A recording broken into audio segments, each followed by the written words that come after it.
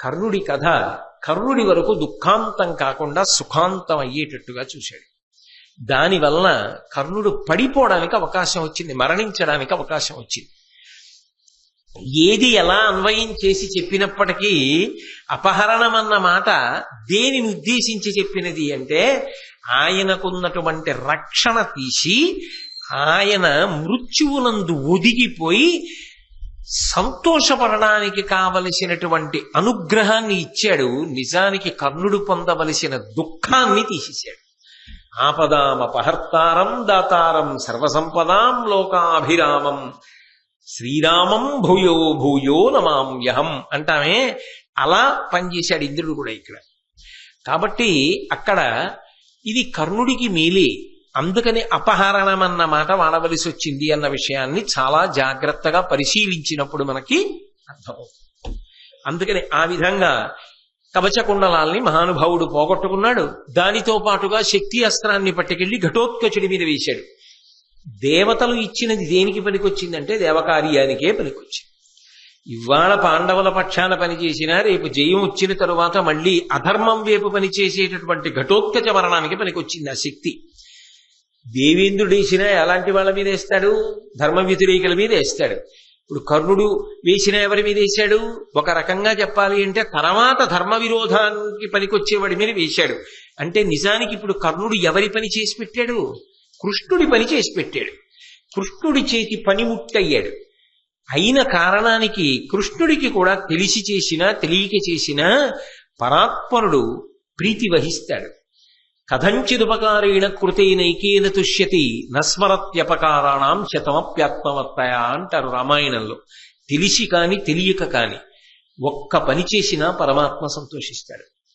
ఆవు దూడ గుళ్ళో దూరిందని దూడను పట్టుకోవడానికి గుళ్ళోకి వెళితే దూడ గుడి చుట్టూ తిరిగి బయటికి పరిగెత్తితే వీడు గుడి చుట్టూ తిరిగి బయటికి పరిగెడితే దూడను పట్టుకోవడానికి పరిగెత్తినా వీడి ఖాతాలో మాత్రం ప్రదక్షిణ ఫలితం వేసినట్టు. భగవంతుడికి తెలిసి ఉపకారం చేసినా తెలియక ఉపకారం చేసినా భగవద్ అనుగ్రహం మాత్రం ప్రసరిస్తుంది. అసలు మనిషికి కీర్తి ఎంత అవసరమో, ప్రయత్నపూర్వకంగా మనిషి కీర్తిని సంపాదించుకునేటటువంటి ప్రయత్నం అవిశ్రాంతంగా ఎలా చెయ్యవలసి ఉంటుందో, దాని చేత మనుష్య జన్మ ఎలా సార్థక్యం పొందుతుందో కర్ణుడు సూర్య భగవానుడితో ప్రస్తావన చేసిన తరువాత జవాబు చెప్తూ సూర్యుడు ఒక మాట అంటాడు. నిజమే కర్ణ, మనిషి కీర్తిని సంపాదించవలసిందే. కానీ ఆ కీర్తిని ఎలా సంపాదించాలి అంటే అందరూ సంతోషంగా ఉండేటటువంటి విధానంలో కీర్తిని సంపాదించాలి. ఒక వ్యక్తి కీర్తిని సముపార్జిస్తున్నప్పుడు ఆయన భార్య కూడా ఆ ప్రక్రియ యందు సంతోషాన్ని పొందాలి. ఆయన బిడ్డలు సంతోషం పొందాలి. ఆయన బంధువులు, ఆయన స్నేహితులు, ఆయన చుట్టూ ఉన్నవారు కూడా సంతోషం పొందాలి. తన భార్య, తన బిడ్డలు, తన బంధువులు, తన స్నేహితులు చిట్ట చివరికి తానే సర్వనాశనం అయిపోయి కీర్తిని పొందితే దాని వలన ఏమిటి ప్రయోజనం? అలా ఎవరైనా కీర్తిని పొందే ప్రయత్నం చేస్తారా? పైగా ఇప్పుడు నిన్ను అడిగేటటువంటి దానం కేవలముగా ఏదో లేక ఒకడు వచ్చి ఉన్నవాడి దగ్గర పుచ్చుకుంటున్నది కాదు.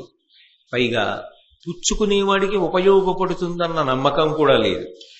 ఈయన సహజ కవచ కుండలములను కోసి వచ్చిన వాడికి ఇస్తే ఆయన ఏం చేసుకుంటాడు? వాటిని అవి ఆయన తొడుక్కోవడం కుదరదు.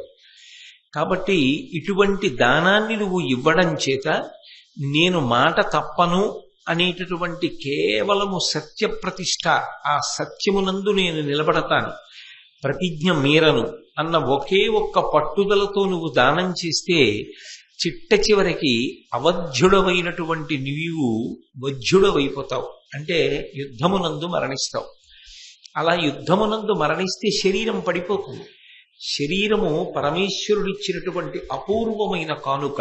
అందరి శరీరాలు పడిపోతాయి, కానీ నీ శరీరం పడకుండా ఈ సహజ కవచ కుండలములు ఉన్నాయి. వాటిని ఇచ్చేయడము అంటే నువ్వు కూడా మరణించడానికి సిద్ధపడిపోయినట్టు. అందరిలా మరణించకుండా ఉండడం నీకు సాధ్యం కాదు, అవధ్యుడవై ఉండలేవు. కాబట్టి యుద్ధమునందు వధింపబడతావు కనుక ఇది నీ ప్రాణములకు సంబంధించిన విషయం కాబట్టి దీనిని ఇచ్చేస్తాను అని ఎందుకు మక్కుతనం పడతావు? అలా ఇచ్చి తన శరీరాన్ని తాను ఎవడైనా పడగొట్టుకుంటాడా? నీ శరీరం పడిపోతే అది కేవలము నీ వరకు మాత్రమే పరిమితమా? అప్పుడు నీ భార్య ఏడవదా? నీ బిడ్డలు ఏడవరా? నీ బంధువులు, నీ స్నేహితులు, నిన్ను నమ్ముకున్న వాళ్ళు ఏడవరా? అప్పుడు తన ప్రాణం పోయినా సరే ఆయన ఆడిన మాట తప్పకుండా సహజ కవచ కుండలములను ఇచ్చేశాడు అనేటటువంటి కీర్తి నువ్వు పొందినా ఆ కీర్తి ఎలా ఉంటుంది అంటే శవానికి అలంకారం చేయడంలా ఉంటుంది. బ్రతికున్నవాడికి అలంకారం చేస్తే అందం తప్ప శవానికి ఎన్ని పెట్టి అలంకారం చేస్తే మాత్రం అది శోభస్కరంగా ఉంటుంది. దాని వలన ఎవరికి అలంకారం చేశారో ఆ వ్యక్తి అందము ద్విగుణీకృతం అవడానికి కానీ లేదా కనీసము ఆ అందము పెరగడానికి కానీ అవకాశం ఉండదు కదా ప్రేతమునకు. కాబట్టి అది శవానికి అలంకారం చేసిన దానితో సమానం కదా. అన్నిటినీ మించి నీకొక మాట చెప్తాను విను. నాకు భక్త పరిరక్షణం అనేటటువంటిది దీక్ష. ఎందుకనంటే నేను ఒక దైవస్వరూపాన్ని కాబట్టి ఎవరు నన్ను నమ్మి ఉంటారో, ఎవరు నన్ను ఉపాసన చేశారో, ఎవరు నిరంతరము నా యొక్క అనుగ్రహమును అపేక్షించి పరమభక్తితో ప్రవర్తించారో అటువంటి వారిని కాపాడడం నాకు ధర్మం. అందుకని నీ దగ్గరికి పరిగెత్తుకుని వచ్చాను. అంతేకాదు, ఇంకొక మాట కూడా స్పష్టంగా చెప్తాను కర్ణ, జాగ్రత్తగా విను. నువ్వు సహజ కవచ కుండలములను ఇచ్చియ్యగానే భారత యుద్ధంలో అర్జునుడి వలన పెను ప్రమాదము నీకు పొంచి ఉంటుంది. అర్జునుడు నిన్ను చంపేసే అవకాశం ఉంటుంది. అప్పుడు అర్జునుడి చేతిలో నీ శరీరం పడిపోతుంది. అదే కవచకుండలములను నువ్వు ఉంచుకున్నట్లయితే అర్జునుడి చేతిలో మరణించవు. కాబట్టి ఇంత గొప్ప అవకాశాన్ని నీ అంత నువ్వుగా చారవిడుచుకోవడం ప్రమాదం కదా. ఆపదని కొని తెచ్చుకోవడం. ఎవరైనా ఆపదని తప్పుకోవడానికి ప్రయత్నిస్తారు, నువ్వు ఆపదని కొని తెచ్చుకుంటున్నావు. ఇది చెయ్యకూడని ప్రయత్నం కదా. అయితే నా మీద నీకిందుకింత ఆప్యాయత అంటావేమో, అది దేవరహస్యం. తెలియవలసిన సమయంలో నీకు తెలుస్తుంది. నేను నీ తండ్రిని అని చెప్పలేదు, చెప్పకుండా ఈ దేవరహస్యం నీకు కానుకొక కాలమునందు తెలుస్తుంది. తెలిసిన తరువాత నువ్వు దీన్ని అర్థం చేసుకుంటావు. ఎందుకంటే ఇది జరిగింది ఆరణ్య పర్వంలో. కుంతీదేవి వెళ్ళి అడిగినటువంటి సందర్భం ఉద్యోగ పర్వం. ఆరణ్య పర్వం తర్వాత విరాట పర్వం, విరాట పర్వం తర్వాత ఉద్యోగ పర్వం. అందుకని ఉద్యోగ పర్వంలో కుంతీదేవి మాట్లాడుతూ నువ్వు నా పుత్రుడివి అని చెప్పినప్పుడు మాత్రం సూర్యమండలం నుంచి సూర్యుడు మాట్లాడాడు. అవును, ఆవిడ చెప్తున్నది సత్యమే, ఆమె నీ తల్లి, ఆమె చెప్పినట్టుగా ప్రవర్తించు అని. కానీ ఆరణ్య పర్వంలో దేవేంద్రుడు ఈ కవచకుండలములను తీసుకెళ్లడానికి వచ్చిన సందర్భంలో మాత్రం సూర్యుడు నేను నీ తండ్రిని అన్న మాట కర్ణుడితో చెప్పలేదు. ఇది దేవరహస్యము అన్న మాట మాత్రమే చెప్పాడు. కానీ ఈ రహస్యమేమి అన్నది ఒకనాడు నీకు విదితమవుతుంది. కానీ ఇప్పటికి నేను చెప్పిన మాట విను చాలు అంటే కర్ణుడు అన్నాడు, నాకు అన్నిటికన్నా జీవితంలో భయం అసత్యం గురించి.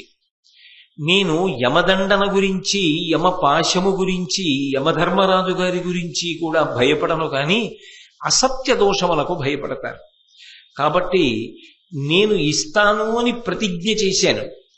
ఆ సమయమునందు వచ్చిన వాళ్ళకి అడిగిన వస్తువు ఇస్తాను, నా శక్తి వంచన లేకుండానని. రేపటి రోజున రావలసిన సమయంలో వచ్చి దేవేంద్రుడు అర్థిస్తే నేను ఇవ్వవలసిందే, లేకపోతే నాకు అసత్య దోషం వస్తుంది. నేను ఆ అసత్య దోషాన్ని తట్టుకోలేను. 2, మీరు చెప్పేదేమిటి? నేను కానీ ఈ సహజ కవచ కుండలములను ఇచ్చేస్తే నాకు ఆపద వస్తుంది, అర్జునుడి చేతిలో నాకు మరణం కలుగుతుందని మీరు భయపడుతున్నారు. కానీ నేను ఒక్క విషయాన్ని మనవి చేస్తాను సూర్యభగవానుడా, జాగ్రత్తగా వినండి. నేను ద్రోణాచార్యుల వారి దగ్గర అనేకమైనటువంటి అస్త్రములు పొందాను. పరశురాముణ్ణి సేవించి పరశురాముడి దగ్గర ఎన్నో అస్త్రములను సంపాదించాను. అనేక దివ్యాస్త్రములు నా దగ్గర ఉన్నాయి. ఇన్ని దివ్యాస్త్రములు నా వద్ద ఉండగా అర్జునుడు నన్ను ఏదో చేస్తాడన్న భయం అక్కర్లేదు.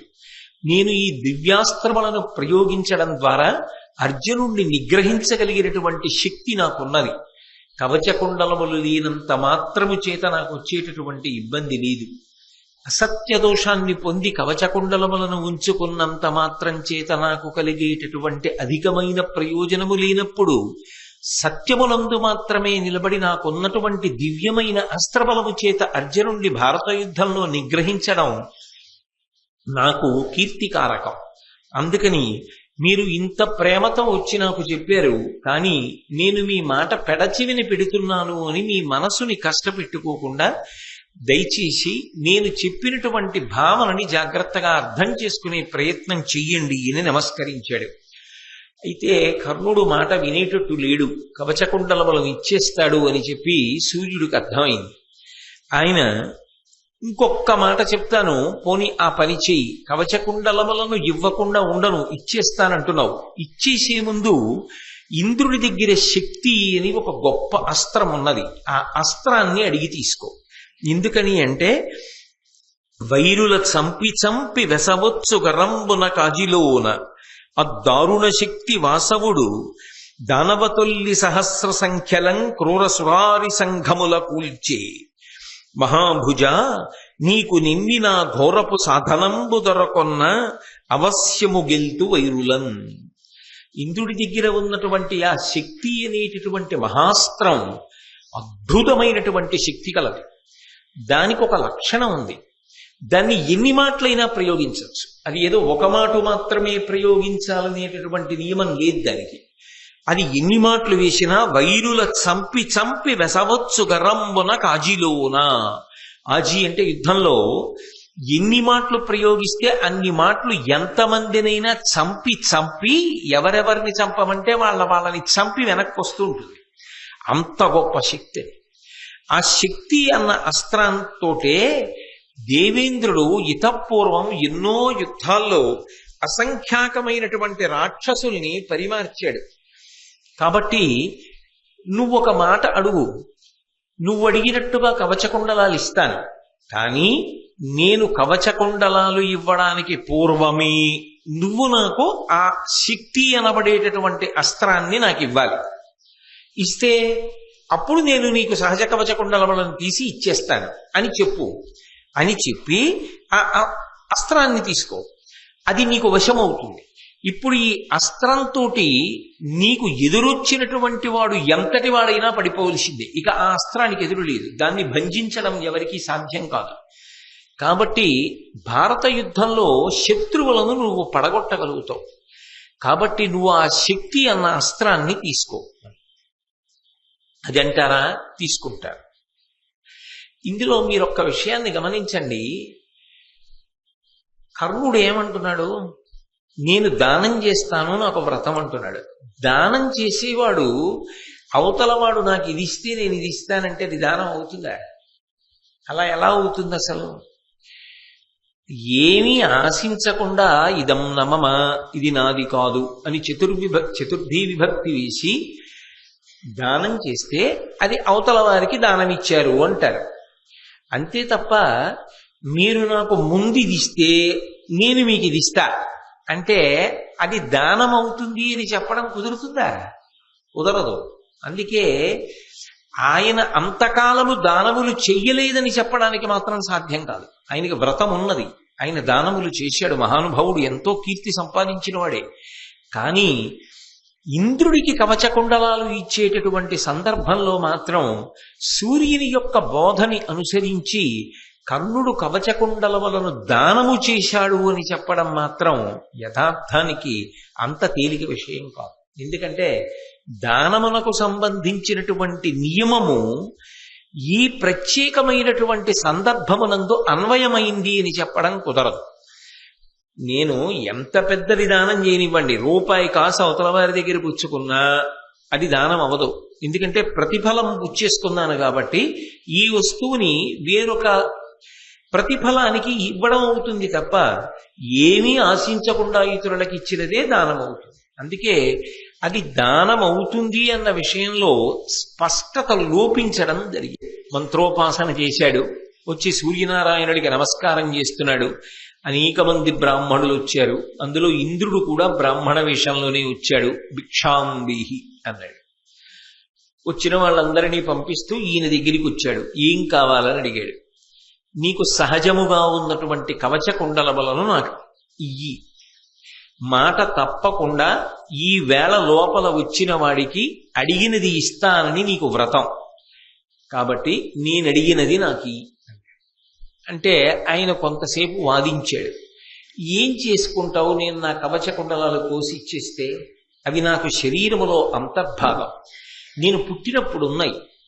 నేను ఒకవేళ నా శరీరాన్ని కోసి ఉత్తరించి కవచకుండలములను తీసేసి నీకు ఇచ్చేసినా అవి నువ్వు వాడుకోవడానికి పనికిరావు కదా, ఇతరులకు ఇవ్వడానికి పనికిరావు కదా, నా శరీరము వికృతమైన రూపాన్ని పొందుతుంది కదా. మరి అటువంటప్పుడు ఆ కవచకుండలములే కావాలని ఎందుకు పట్టుబడతావు? నీకు అనేకమైన గోవులు ఇస్తాను, భూములు ఇస్తాను, సువర్ణం ఇస్తాను, రజితం ఇస్తాను, వెండి బంగారం ఇస్తాను, నీకు ఇంకేమైనా కావాలా అడుగు, అంతే తప్ప ఆ సహజ కవచ కుండలములు మాత్రమే ఇమ్మని మంకు పట్టు కూర్చుంటావేమిటి? దాని వలన ప్రయోజనం ఒకటి ఉండాలి కదా. తీసుకుంటే నీకు ప్రయోజనము లేదు, నాకు అప్రయోజనం, కాబట్టి ఎందుకు అడుగుతావు? ఇంకోటి ఏమైనా అడుగు అన్నాడు. నిజానికి దానం అడిగినది ఇచ్చేస్తాను అన్నప్పుడు ఈ చర్చకి కూడా అవకాశం ఉండదు. ఎందుకంటే మరి ఘోరమైన వ్రతాలు పట్టినప్పుడు ఫలితాలు కానీ ఆచరణ కానీ అంత క్లిష్టంగానూ ఉంటాయి. అయితే శరీరాన్ని కోసివ్వడం అనేటటువంటిది అంత తేలిక విషయం కాదు. కారణం లేకుండా అసందర్భంగా అవతలవాడు అడిగినప్పుడు అలా కర్ణుడు మాట్లాడడం కూడా తప్పు అని నిర్ధారించేయడం సాహసం అవుతుంది. ఎందుకనంటే ఎవరైనా తన శరీరాన్ని ముందు కాపాడుకోవాలి. శరీరమాద్యం కులు ధర్మసాధనం అని కదా. అయినప్పుడు కవచకుండలములను కోసి ఇవ్వడానికి ముందర వీటి వలన నీకే ఉపయోగం, నీకు ఇతర పదార్థములను ఇస్తాను అని కర్ణుడు అనడం దోషము అని అనేయడం మహాసాహసం. అలా అనడం కుదిరే విషయం కాదు.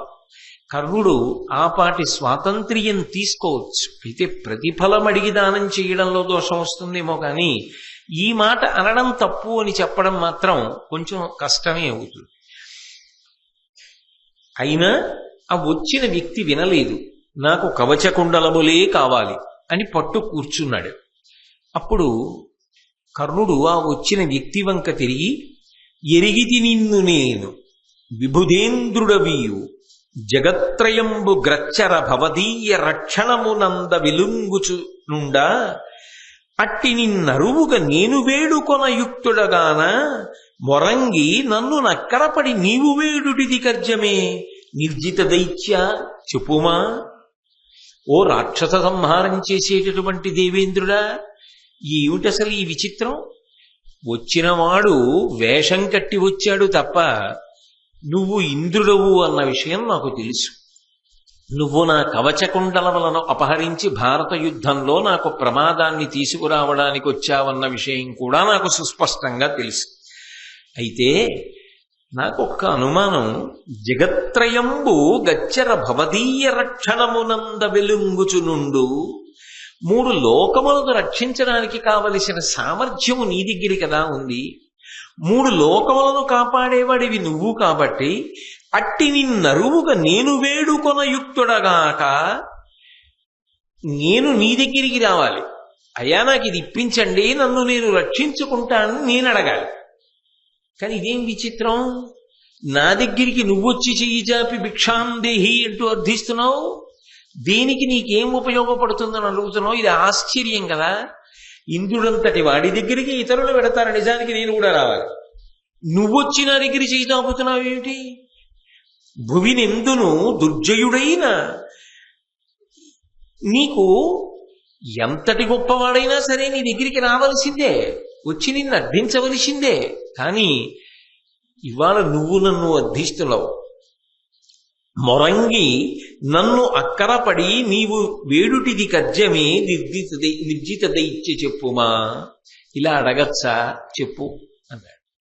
అయినా ఆయన దేవేంద్ర రూపాన్ని పొందినప్పటికీ నేను రావలసిన సమయంలో వచ్చాను కాబట్టి నీ ప్రతిజ్ఞ నిలబెట్టుకోవడానికి నీ కవచకుండలములను నాకు ఇవ్వవలసిందే. కర్ణుడు అన్నాడు, తప్పకుండా నువ్వు కోరినట్టు కవచకుండలములను తీసి ఇచ్చేస్తాను. కానీ అవి తొడుక్కున్నవి కావు, శరీరమునందు సహజంగా ఉన్నాయి. కాబట్టి ఇప్పుడు అవి ఇవ్వాలి అంటే కత్తి పెట్టి నా శరీరాన్ని కోసేసుకోవాలి, నేను కోసేసి ఉత్తరించేయాలి. అలా ఉత్తరించేస్తే పైన ఉన్నటువంటి చర్మం అంతా తెగిపోతుంది కదా, తెగిపోయి లోపల ఉన్న నెత్తురు మాంసము పైకొస్తాయి కదా, నా శరీరం అంతా చాలా వికృతముగా అయిపోతుంది కదా. అప్పుడు చూడడానికి అందరూ భయపడతారు కదా. కవచకుండలములను తీసుకుని నా శరీరం అలా ఛిద్రమైపోతే నువ్వు కూడా దాన్ని ఎలా అడగగలవు? ఇంద్రుడు అన్నాడు, నీకు ఆ భయం లేదు. బాలసూర్యుడి కాంతి ఎలా ఉంటుందో అటువంటి బంగారు రంగుతో నీ శరీరం వెంటనే మూసుకుపోతుంది. నువ్వు తీసిచ్చినట్టు ఎవరికి తెలియదు. అలా నీ శరీరము మళ్ళీ ఏ ఇబ్బంది లేకుండా చక్కటి వర్చస్సుతో వెలుగొందుతుంది. కాబట్టి నాకు కవచకుండలములను ఇచ్చేసి అన్నాడు. సరే, నేను ఇచ్చే ముందు నాదొక కోరిక. మీరు నాకు మీ దగ్గర ఉన్నటువంటి శక్తి అనబడేటటువంటి అమోఘమైనటువంటి అస్త్రాన్ని నాకు ఇవ్వండి. మీరు నాకు ఆ అస్త్రాన్ని ఇస్తే నేను మీకు కవచకుండలములను ఇచ్చేస్తాను. అయితే వచ్చినవాడు ఇంద్రుడు కదా, ఇంద్రుడికి ఏం కావాలి? కవచకుండలములు కావాలి. అందుకని ఆయన ఒక్క క్షణం ఆలోచించి అన్నాడు, తప్పకుండా ఇస్తాను, కానీ ఒక్క షరతుతో ఇస్తాను. ఏ షరతుతో ఇస్తానో తెలుసా? ఇచ్చద శక్తి నీకు వినుమెర్పడ నాజి మదీయ శత్రులం గ్రత్సర చంపి చంపి అది గ్రమ్మర చేతికి వచ్చుచుండు నీకిచ్చుట అట్లు కాదు భువినెందును దుర్జయుడైన నీ రిపున్ జెచ్చెర దున్కు ఒక్కరిని చేకురనన్ను భజించు క్రమ్మరన్. కర్ణుడా, ఈ శక్తి అన్న అస్త్రం పరమ అమోఘమని నీకు తెలుసు. నా విషయంలో దీనికి ఓ లక్షణం ఉంది. నేను ఈ శక్తిని ఎన్ని మాటలు ప్రయోగించినా, ఎవరెవరి మీద ప్రయోగించినా వాళ్ళని చంపి మళ్ళీ వెనక్కి వచ్చి నన్ను చేరుకుంటూ ఉంటుంది ఆ అస్త్రం. దాన్ని ఒక మాటో 2 మాటలో 100 మాటలో 10,000 మాటలో ప్రయోగించాలనేటటువంటి నియమం ఏం లేదు. నేను ఎన్ని మార్లైనా ప్రయోగిస్తూ ఉంటాను. అందుకే వినుమేర్పడ నాజి మదీయ శత్రులంగచ్చర చంపి చంపి అది గ్రమ్మర చేతికి వచ్చుచుండు. ఎన్ని మాటలు వేస్తే అన్ని మాటలు ఎవరి మీద వేశానో వాళ్ళని చంపుతూ ఉంటుంది, వచ్చేస్తూ ఉంటుంది వెనక్కి. నీకిచ్చుట అట్లు కాదు. నీకు ఆ అస్త్రం ఇచ్చినప్పుడు మాత్రం అలా ఇవ్వడం జరగదు. నీ విషయంలో అలా పనిచేయదు. నీకు మాత్రం నియమం ఏమిటంటే, భువినెందును దుర్జయుడైన నీ రిపున్ జెచ్చెర దున్ము ఒక్కరిని. అది ఒక్కసారి మాత్రమే పనిచేస్తుంది. అది కూడా ఎవరి మీద పనిచేస్తుంది? నీకు ప్రాణ సంకటం ఏర్పడాలి. ప్రాణ సంకటం ఏర్పడి అయ్య బాబోయ్ వీడిని చంపడానికి దీన్ని ఉపయోగించడం వినా మార్గం లేదని నువ్వు ప్రయోగించాలి తప్ప, ఏ సంకటం లేకుండా నువ్వు ఆ అస్త్రాన్ని ప్రయోగించే ప్రయత్నం చేసినా, నీకు ఆపద లేకుండానే ప్రయోగించినా అది నీ మీదకే వచ్చి నీ మీద పనిచేస్తుంది. ఆ నియమానికి ఒప్పుకుంటే ఇస్తా. అది కూడా ఒక్కసారే పనిచేస్తుంది. ఆ పని చేసేటప్పుడు కూడా నీకెవరి మీదో కోపం వచ్చిందని చెప్పి వేస్తే అది పనిచేయదు. వాడు జగదేక వీరుడై ఉండాలి, సామాన్యుడై ఉండకూడదు. చాలా గొప్ప వీరుడై ఉండాలి. నీకు ఆపద ఉండాలి, ప్రాణ సంకట స్థితి ఏర్పడి ఉండాలి. అప్పుడు నువ్వు ప్రయోగిస్తే ఒక్కసారి మాత్రమే పనిచేస్తుందంటే అలా ఒక్కడిని మాత్రమే చంపి నా దగ్గరికి వచ్చేస్తుంది. నేను ప్రయోగిస్తే ఎన్ని మాటలైనా మళ్ళీ వెనక్కి వస్తుంది. నీవు ప్రయోగిస్తే ఒకసారి పనిచేసి వెనక్కి వచ్చేస్తుంది, నా దగ్గరికి వస్తుంది. ఇక నీకు పనిచేయదు. కాబట్టి అది పెట్టి నువ్వు ఒక్కడిని చంపగలవు. నీకు ప్రబల శత్రువు ఎవరుంటాడో, ఎవరు జగదేక వీరుడై ఉంటాడో, ఎవడు సామాన్యుడు కాడో, ఎవడి వలన నీకు ప్రాణ సంకటం ఏర్పడుతుందో, ఎవడు నీ ఆపదకు కారకుడో అటువంటి వాణ్ణి నువ్వు చంపగలవు. అది నీకు ఇస్తాను అంటే కర్ణుడు అన్నాడు, తప్పకుండా నాకు కావలసినది. నాకున్న ప్రధాన శత్రువు ఒక్కడే. ఎవరు? ఆ ఒక్క శత్రువు మీద ఇది వేసేస్తాను చాలు. ఈ కవచకుండలములు లేకపోయినా నాకు పర్వాలేదు. ఈ కవచకుండలములు ఉంటే మాత్రం అర్జునుడి చేతిలో ఓడిపోలా. ఇప్పుడు ఈ అస్త్రం ఉంటే అర్జునుడిని పడగొట్టేస్తాను. కాబట్టి నాకు ఆ అస్త్రాన్ని నేను నా ప్రబల వైరి ఎవరున్నారో అతని మీద వేస్తాను. పేరు చెప్పలేదు. చెప్పకపోయినా మీరే చెప్పేశారు, నేనే చెప్పేశాను. ఇంద్రుడు చెప్పాడు. ఇంద్రుడు అన్నాడు నవ్వి, అది అర్జునుడి మీద వేద్దాం అనుకుంటున్నావు నువ్వు. అందుకని నాకున్నది ఒక్కడే శత్రువు, ప్రబల శత్రువు. ఆ ప్రబల శత్రువు మీద నేను దీన్ని ప్రయోగిస్తాను అని కదా అంటున్నావు. కానీ ఒక్క విషయాన్ని బాగా ఆలోచించుకో. నీ అభిలాష మేనుమది నిక్కమిరుంగుదు, ఉగ్రశౌర్య తేజోయుతు పార్థునోత్తునని చూచెదు. నీకది ఎలతీరు రాధేయ, దయావిధేయుడు విధేయ జగత్రయుండు అవ్యయుండు నారాయణుడు మహాత్మునకు రక్షకుడు ఎరికివాడు సాధ్యుడే. నువ్వు చంపేస్తాను అర్జునుడిని అనుకుంటున్నావు కదా, కానీ అర్జునుణ్ణి చంపడం అనేటటువంటిది అంత తేలికమైన విషయము అని నువ్వు అనుకుంటున్నావా? అది సాధ్యం కాదు. నువ్వు అర్జునుణ్ణి ఈ అస్త్రంతో చంపడం కుదరదు. ఎందుకు కుదరదంటావా? నువ్వు ఒక్కణ్ణి చంపగలిగిన గొప్ప అస్త్రాన్ని నీ దగ్గర పెట్టుకున్నా అది అర్జునుడి మీద వేద్దామని నువ్వు అనుకుంటే ఆ అర్జునుణ్ణి రక్షించేటటువంటి వాడు దయావిధేయుడు విధేయ జగత్రయుడు అవ్యయుడు, అన్ని లోకములను తన శాసనమునందు ఉంచుకోగలిగినటువంటి వాడు, భక్తుల పాలిట కల్పవృక్షం లాంటి వాడు, సాక్షాత్ శ్రీమన్నారాయణుడు శ్రీకృష్ణ పరమాత్మయ్యి అర్జునుణ్ణి కాపు కాస్తున్నాడు. ఆయన కాపాడుతుండగా నీ దగ్గర ఈ అస్త్రం ఉంటే మాత్రం నువ్వు వేస్తే అర్జునుణ్ణి చంపడానికి పనికొస్తుందని ఎలా అనుకుంటున్నావు? అందుకే మర్చిపోయాడు. ఏ ఒక్కరోజు శక్తిని కర్ణుడి మీద ప్రయోగిద్దామన్న విషయం జ్ఞాపకమే రాలేదు. ప్రతిరోజు రాత్రి చెప్తుండేవారు. చెప్పాడుగా పూర్వం శ్రీకృష్ణ పరమాత్మ యొక్క వృత్తాంతం చదివి ఉన్నప్పుడు మీరు విన్నారు. అందులో ధృతరాష్ట్రుడు అడిగినప్పుడు సంజయుడు చెప్పాడు, మేమందరం రాత్రి చెప్పేవాళ్ళం, మేము అనుకునేవాళ్ళం, పొద్దున్న కూడా గుర్తు చేద్దాం అనుకునేవాళ్ళం. తీరా అందరం యుద్ధానికి వెళ్ళిన తర్వాత మేము మర్చిపోయేవాళ్ళం, కర్ణుడు మర్చిపోయేవాడు. దానివల్ల అర్జునుడి మీద దాన్ని ప్రయోగించనే లేదు. 10 రోజులు భీష్మాచార్యుల వారు సర్వసైన్యాధిపత్యంలో ఉన్నంత కాలం అసలు కర్ణుడు యుద్ధానికే రాలేదు. తర్వాత ద్రోణాచార్యుల వారు ఆ సర్వసైన్యాధిపత్యంలో ఉండగా కర్ణుడు యుద్ధం చేసినా దాన్ని అర్జునుడి మీద కానీ లేదా ఆయనకి అర్జునుడితో తుల్యుడైన వాడెవరు? కృష్ణ పరమాత్మ. ఆయన మీద గాని ఈ అస్త్రాన్ని ప్రయోగించలేదు. మరిచిపోయాడు. మరిచిపోవడానికి కారణం ఒక్కటే, అలా ప్రయోగిస్తే ప్రయోజనం ఎవరికి? దుర్యోధనుడికి.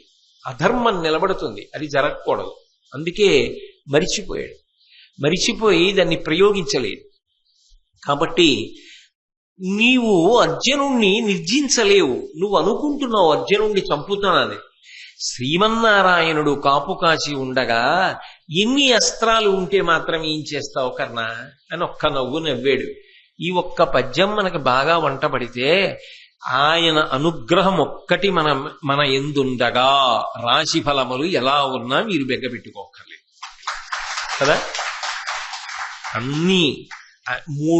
అన్ని లోకములకు ఆయన అధిపతి, అందరూ ఆయనకి దాసానదాసులు. సమస్త లోకములను నియంత్రించగలిగిన కృష్ణ పరమాత్మ పొదివి పట్టి ఉండగా అర్జునుణ్ణి ఎవరు ఏం చెనకేరు? పరమేశ్వరుడి యొక్క పాదములు నమ్మి ఉండగా, ఆయన ఎందు భక్తితో ఉండగా ఏ రాశి ఫలాలు మాత్రం ఏం చెయ్యగలవు? పాము గరవ్వలసింది చీమ గరిచి విడిచిపెడుతుంది. కాబట్టి భగవద్భక్తి అనేటటువంటిది ఎంత గొప్పదో, భగవంతుని చేత రక్షింపబడుతున్న వాడి విషయంలో ఎవ్వరూ ఏవి ఎందుకు చెయ్యలేరో ఇంద్రుడు ఆ రోజునే స్పష్టంగా కర్ణుడితో చెప్పడం జరిగింది. తదనంతరం ఆ కవచకుండలములను తీసి ఇచ్చేయడం కోసమని ఒక కత్తి తీసి తన శరీరాన్నంతటినీ కోసి ఆ కవచకుండలములను ఉత్తరించి ఇంద్రుడికి దానం చేశాడు. ఇంద్రుడిచ్చిన వరం ప్రకారంగా బాలభాను తేజంతో శరీరం అంతా మళ్ళీ చక్కటి కాంతితో కప్పబడిపోయింది. అయితే అది ప్రతిఫలం పుచ్చుకొని దానం చేశాడనండి, దాని వలన ఫలితాన్ని పొందడానికి ప్రయత్నం చేశాడనండి, తన ప్రధాన శత్రువైన అర్జునుడి మీద ప్రయోగించడానికి కావలసిన అస్త్రాన్ని ఇంద్రుడి దగ్గర పొందిన తరువాత దానం చేశాడనండి. కర్ణుడిలా అలా దానం చెయ్యగలిగినటువంటి వాళ్ళు మాత్రం లోకంలో ఉండదు. ఒడ్డున కూర్చుని ఎన్నైనా విమర్శలు చెయ్యొచ్చు, ఒడ్డున కూర్చుని ఎన్ని మాటలైనా చెప్పచ్చు, కానీ అలాంటి పని చెయ్యడం మాత్రం అంత తేలిక విషయం ఎవరికీ కాదు.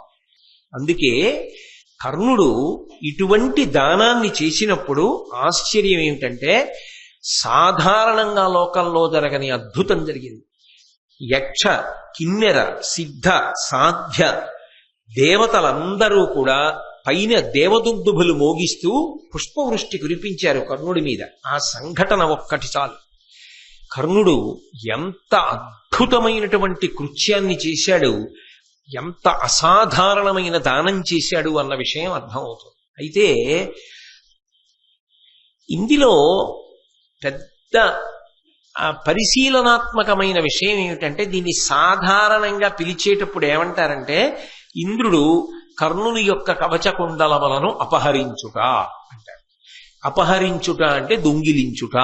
దొంగిలించేవాడు ఎవరి వస్తువుని దొంగిలిద్దాం అనుకుంటున్నారో ఆయనకి తెలియకుండా ఎక్కువ జాగ్రత్త పడతాడు. 2, ఇతరులకు ఎవరికైనా తెలిసినా వెళ్ళి ఆయనకి చెప్తారేమో అని ఇంకెవరికి తెలియకుండా జాగ్రత్త పడతాడు. నిజానికి ఎవరి దగ్గర పట్టుకెడదాం అనుకుంటున్నాడో ఆయనకి తెలిసిపోయింది. సూర్యుడికి తెలిసి ఉండబట్టే కదా వచ్చి కర్ణుడికి చెప్పాడు. 2, ఎవరి దగ్గర అసలు కవచ కుండలాలు అడుగుదాం అనుకుంటున్నాడో ఆ కర్ణుడికి తెలుసు రేపు వస్తున్నాడు అని. వచ్చిన వాడిని ఆయనే చెప్పాడు, నువ్వు ఇంద్రుడివి నాకు తెలుసు, ఇదెక్కడి ప్రారంభం, ఇన్ని లోకములను నేలవలసిన వాడి వచ్చి నా దగ్గర చెయ్యి చాపి నువ్వు అడుగుతున్నావు అని అడిగాడు. కాబట్టి ఒకటి, అసలు కర్ణుడికి తెలియకుండా ఆయన తీసుకున్నాడు అనడానికి అందులో పొంతన లేదు. అది అలా తీసుకునే వస్తువు కాదు, అది శరీరం కోసి తీయవలసినటువంటిది. అది కర్ణుడు సహజంగా తానే కోసి తీసి ఇచ్చాడు, అపూర్వత్యాగం. అయినప్పుడు అసలు ఇంద్రుడు అపహరించాడు అన్న మాట ఎలా వాడతారు? కర్ణుని సహజ కవచ కుండలములను ఇంద్రుడు అపహరించుట అన్న మాట ఎలా అన్వయం అవుతుంది అక్కడ అంటే, అపహరణము జరిగింది, దొంగతనం జరిగింది. ఎలా జరిగింది దొంగతనం అంటారేమో, మహాభారతానికి ఒక పెద్ద మలుపు తిరిగింది దీనివల్ల. దాని చేత ఒక అపహరణము కూడా అంతర్లీనం. మీరు జాగ్రత్తగా ఆలోచించండి. మొట్టమొదట సూర్య భగవానుడు వచ్చినప్పుడు కర్ణుడితో ఏమని చెప్పాడు? ఎందుకు ఇవ్వద్దన్నాడు కవచకుండలాలు? అమృతమయంబు సువ్వెసుగుణాకర ఈ మహనీయ వస్తుయుగ్మము ఇవి యుండునేని త్రిజగంబులయందు అశేష శత్రు లోకమునకు నీవు వజ్జుడవు కావు. ఈ కవచము కుండలములు కూడా అమృతత్వమును పొంది ఉన్నాయి, అమృత శక్తితో ఉన్నాయి, అమృతము చేత పూతము చేయబడి ఉన్నాయి. అందుకే ఈ కవచము ఈ కుండలములు నీ శరీరమునందు ఉన్నంత కాలము నీవు అవధ్యుడవు, నీవు మరణించవు. ఓడిపోకుండా ఉంటాడా? కుదరదు, ఓడిపోతాడు. కానీ మరణించకుండా ఉంటాడు. అయితే ఏమంటే, మరణించకుండా ఉన్నవాడు అవతల వాడిని పడగొట్టడం తేలిక కదా, చంపగలడు కదా మరి అంటారా? మరి కౌరవుల వైపు అశ్వత్థామ చిరంజీవి లేడా? ఏం చేశాడు? కృపాచార్యుడు చిరంజీవి లేడా? ఏం చేశాడు? కృతవర్మ బతికి లేడా? ఏం చేశాడు? అంటే అవధ్యుడు, సంపడానికి వీలు లేదు అన్నవాడు కొత్తగా కర్ణుడు ఆ జాబితాలోకి వెళ్ళక్కర్లా, అప్పటికే ఓ జాబితా ఉంది. అందులో ఎవరేం చేశారు? పాండవులు విజయం పొందకుండా ఏమీ చేయలేకపోయారు. కాబట్టి కొత్తగా కర్ణుడు అవధ్యుడైతే పాండవులకు ఏమవుతుంది? అర్జునుడి చేతిలో ఓడిపోకుండా ఉంటాడని ఏమైనా నమ్మకం ఉందా? ఏం నమ్మకం లేదు. ఆ మాటకొస్తే అభిమన్యుడి చేతిలో కూడా ఓడిపోయాడు. కాబట్టి అర్జునుడి చేతిలో కూడా ఓడిపోతాడు. ఇంతకుముందు ఎన్ని మాటలు ఓడిపోలేదు.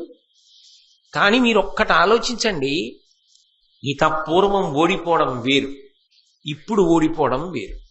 ఇప్పుడు అర్జునుడు కర్ణుణ్ణి దారుణంగా ఓడించి ఇక ఎప్పుడు యుద్ధభూమికి తిరిగి రావలసినటువంటి అవకాశం లేని రీతిలో తరిమి కొట్టి దుర్యోధనాదులందరినీ చంపేశారనుకోండి.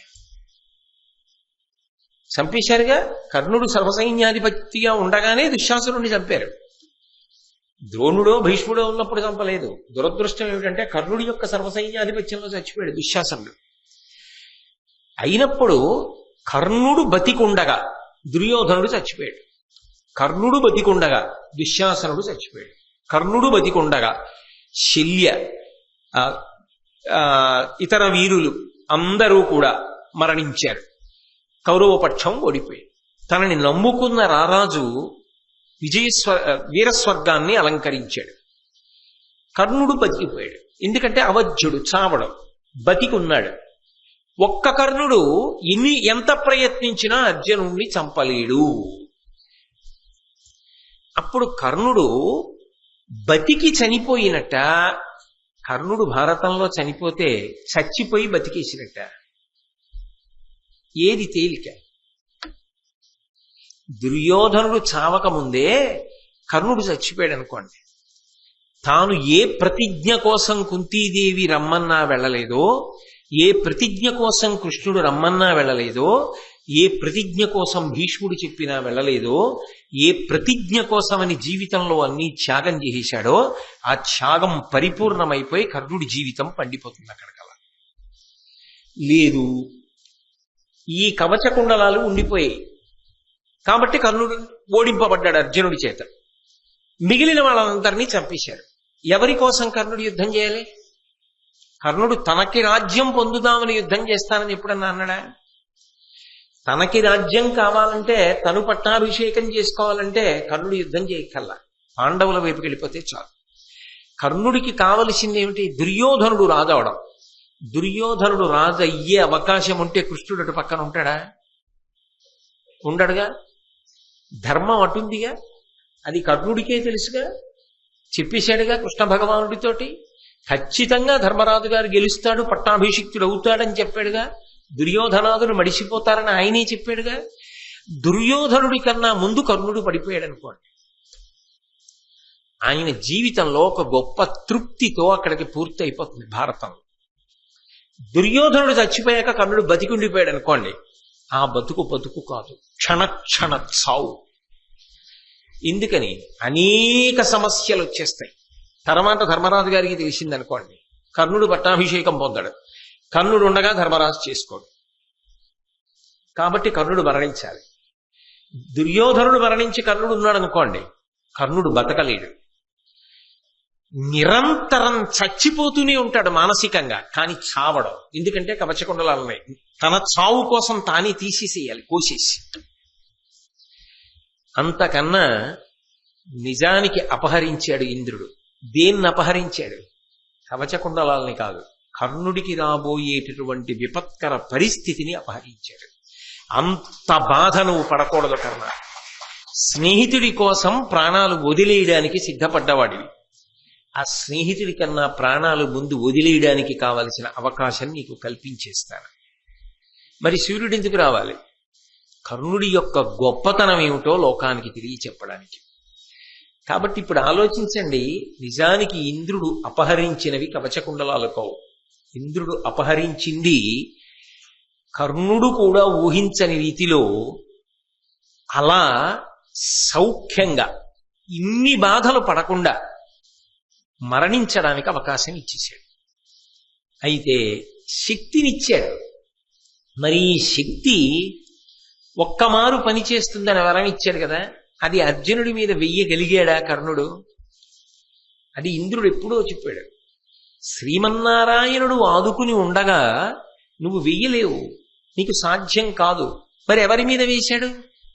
ఉపయోగించాలి కదా. అసలు ఉపయోగించలేదనుకోండి, మళ్ళీ భారతంలో ఒక పెద్ద ప్రశ్న అవుతుంది. అసలు కర్ణుడి శక్తి ప్రయోగించాలా?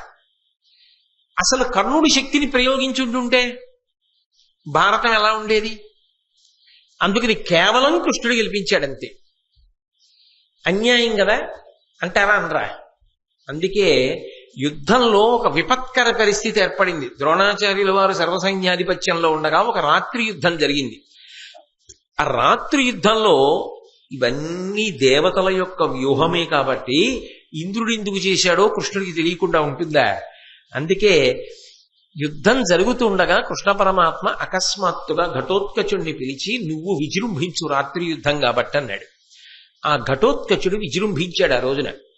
ఆ విజృంభించడంలో అలంబసుణ్ణి, అలాయుధుణ్ణి, వీళ్ళందరినీ కూడా చంపేశాడు. కర్ణుడి యొక్క రథాన్నంతటినీ కూడా భగ్నం చేసేశాడు. భగ్నం చేసి ఒక భయంకరమైనటువంటి అస్త్రాన్ని కర్ణుడి మీద ప్రయోగిస్తున్నాడు. కర్ణుడు కూడా తెలుసుకున్నాడు, అయిపోయింది, నేను మరణిస్తున్నాను. ఘటోత్కచుడి చేతిలో ఆ రోజున కర్ణుడు మరణించడానికి సిద్ధంగా ఉన్నాడు. కౌరవ సైన్యాలన్నీ కూడా తుత్తునీయలైపోవడానికి సిద్ధంగా ఉన్నాయి. ఇంకింతకన్నా ఆపదే ఉంటుంది. అప్పుడు కూడా కర్ణుడు ప్రయోగించలేదు, అర్జునుడి కోసమే దాచాడు. ఆయన మాత్సర్యం అటువంటిది. సైన్యం చెప్పింది ఆ మాట. అసలు నువ్వుంటే కదా అర్జునుడి మీద వేయడానికి, మేముంటే కదా యుద్ధం జరగడానికి. మేము పోయి నువ్వు పోయాక శక్తి అర్జునుడి మీద ఎప్పుడు వేస్తావు? ముందు వీడిని చంపు, ఆ తర్వాత చూద్దాం. నీ దగ్గరికి మిగిలిన దివ్యాస్త్రాలు లేవా? వాటితో అర్జునుడిని పడకూడదు కానీ ముందు ఇది ఘటోత్కచుడి మీద వేసేయి అన్నారు. ప్రాణములను కాపాడుకోవడానికి తప్పనిసరి పరిస్థితులలో ఇంద్రుడిచ్చినటువంటి వరం అన్వయమవుతోంది కాబట్టి ఆపత్కాలము తనకు మరణ శంక ఏర్పడ్డాయి కాబట్టి ఎదురుగుండా ఉన్నటువంటి వాడు సామాన్యుడు కాడు, పరమ భయంకరమైన వీరుడు. ఒక్క బాణానికి 2 పిట్టలు. ఇటు కర్ణుడి దగ్గర శక్తి పోయింది, అటు ఘటోత్కచుడు పడిపోయాడు. నేను మీకు అనేక పర్యాయాలు భారతంలో ఘటోత్కచుడు శ్రీకృష్ణ పరమాత్మ చెప్పినప్పుడు చెప్పా, ఇవాళ అర్జున ఘటోత్కచుడు మన వైపు యుద్ధం చేశాడు కానీ అతను సహజముగా ధర్మమునకు వ్యతిరేకి. కాబట్టి ఇవాళ కాకపోతే రేపైనా ధర్మ వ్యతిరేకమైన పనులు చేస్తాడు. అప్పుడు ధర్మ సంస్థాపనార్థం వచ్చిన వాణ్ణి కాబట్టి నేను ఘటోత్కచుడిని చంపాలి. ఆ పరిస్థితి రాకుండా ఈ శక్తి ఆయుధాన్ని ఘటోత్కచుడి మీద ఆ కర్ణుడితో వేయించేసి ఇటు నిన్ను కాపాడుకున్నాను. శక్తి కర్ణుడి దగ్గర జారిపోయింది, ఘటోత్కచుడు పడిపోయాడు. అందుకు నృత్యం చేశా రథం మీదని చెప్పాడు కృష్ణుడు. ఇది దేవతా వ్యూహము అన్న విషయం స్పష్టంగా అర్థమవుతోందా, అర్థం అవ్వట్లేదా? అర్థమైనప్పుడు ఒక రకంగా చెప్పాలి అంటే కర్ణుడి దగ్గర కవచకుండలాలు తీసేసుకోవడం వల్ల కర్ణుడికి ఒరిగిపోయినటువంటి బాధ నిజానికి ఏమీ లేదు. కవచకుండలాలు ఉన్నప్పుడు ఆయన అర్జునుణ్ణి ఓడించాడండి, కవచకుండలాలు లేక చచ్చిపోయాడండి అన్నాడు అనుకోండి. అరే రే, ఇంద్రుడు ఎంత పని చేశాడు రా అన్నాడు. కవచకుండలాలు తీసేసుకుంటే అర్జునుడు కొత్తగా గెలిచాడా? ఉంటే ఓడిపోయాడా? ఉన్నా గెలిచాడుగా. కానీ మీరు కర్ణుడి వైపు నుంచి ఆలోచించండి. ఇందాక చెప్పానే, భారత యుద్ధంలో కర్ణుడు మిగిలిపోయి మిగిలిన వాళ్ళందరూ చచ్చిపోయారు అనుకోండి, అప్పుడు పెద్ద బరువు అయిపోతాడు. అందరికీ బరువే. కుంతి మాత్రం తట్టుకోగలదా?